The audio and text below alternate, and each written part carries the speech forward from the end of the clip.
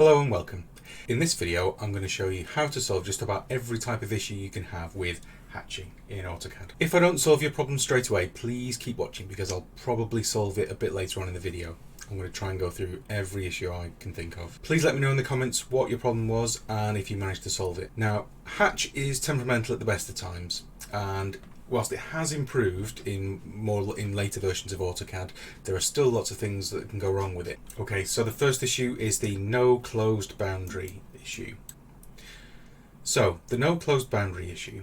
For AutoCAD to hatch an area, it wants that area to be closed. Like that.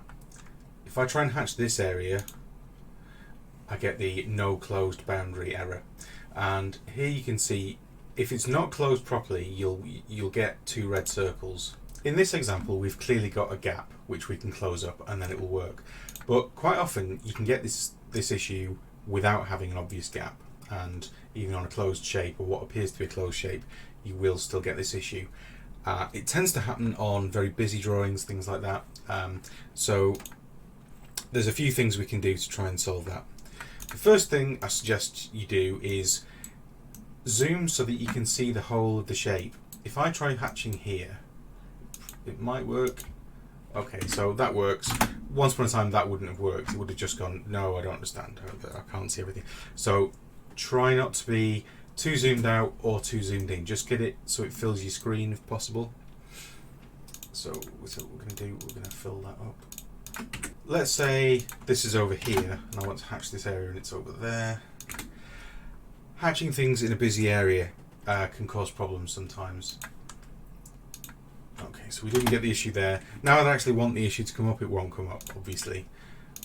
But the thing to do here would be, if you're trying to fill an area and you're getting the same issue, actually, if it's convenient, take it away. If it's in a very specific position, you could move it. Say, I'm going to move it. So that's nearly 10 meters. 1, 2, 3, 4. I'm going to move it 10 meters over there, and I'm going to hatch it, and I'm going to move it 2, 3, 4. I'm going to move it exactly 10 meters back. Another thing to do would be to actually use a polyline. So let's say if you're getting that issue where it's slightly broken, but I'm exaggerating it here, but you can't see why it's broken. Actually come up here to polyline, click polyline, and just redraw another outline, possibly even in a different layer if you want, just so you can see it. Then hatch, and then you can always go back and delete that polyline. Another thing you can do, sometimes if you've got a very complicated drawing, sometimes AutoCAD just gets confused.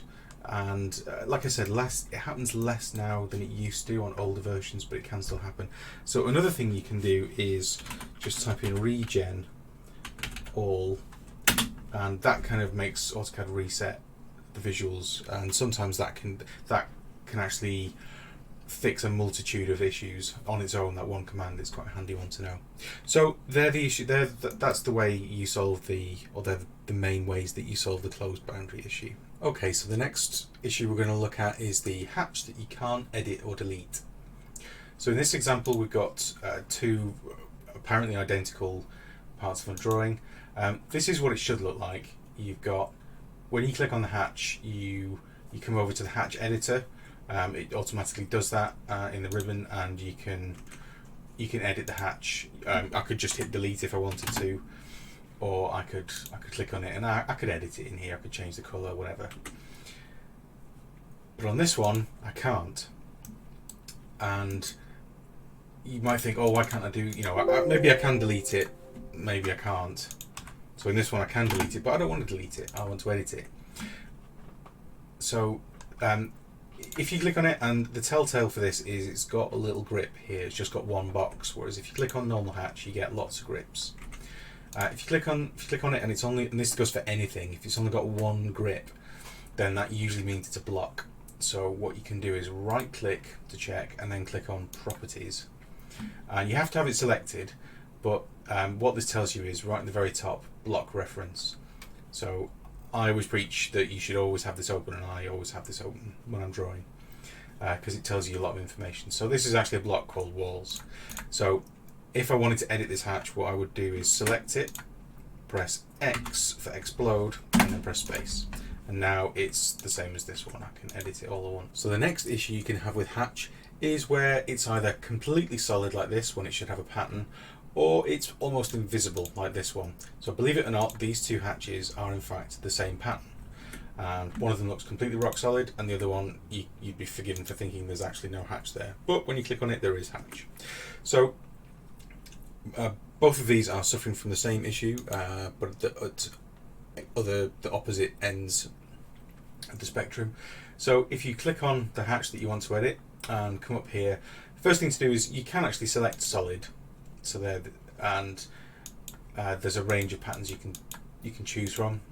So we'll put it back to where it was, which was this one. But the next thing to check is the scale. So in this case, it's the scale, which is this figure. So if we change this to a bigger number, it should make the spaces between those lines bigger. So if we say 25, and there you can see it's starting to open up a bit. And on this one, if we click on this one, you'll see this one's already set to 1000, which is why you can't see it. But this works for lots of things. So one that I use quite a lot is the concrete pattern. So there, for that concrete, that concrete's gone invisible. You almost can't see it. If I change that to say 3, then it starts to look a bit more sensible. So that's how you solve that issue. One other possibility is that it's been set to 100 for transparency. Okay, or maybe 99. Okay, it doesn't like that. But it's effectively you can set the transparency so you can just about see it. That's a bit more unusual. People do use transparency, but when I use transparency, I tend to use it with the solid. And that can be very useful, and it can give you some really subtle sort of shading and things like that. But that's the other way that your hatching can disappear. So the next issue we're going to look at is when you get hatch where it shouldn't be. Hatch going in the wrong places, just kind of rogue freestyle hatching. This is also a hard one to kind of make it happen. Now that it actually wants to happen, it's not happening. There are two ways that it causes, well, that I generally found it appears. One is when you've got a very, very busy drawing, which I haven't really got here. And the other time it occurs is when you trim things. So if you trim hatch there, so it didn't like it and then it did. Sometimes what you find is you trim this bit and all of a sudden this area becomes filled with hatch, or this area becomes filled with hatch. Sometimes it is just AutoCAD misbehaving and there's nothing you can do. Generally the solutions to this kind of issue are similar to the solutions for the no closed boundary. Let's say I want to hatch this and I can't, and it's misbehaving. The best thing to do is try making sure it's in view and not zoomed all the way out, and not sort of zoomed too far in. And then try drawing around the exact shape that you want and then hatching it. And if that fails, try a regen. You can do regen or regen all.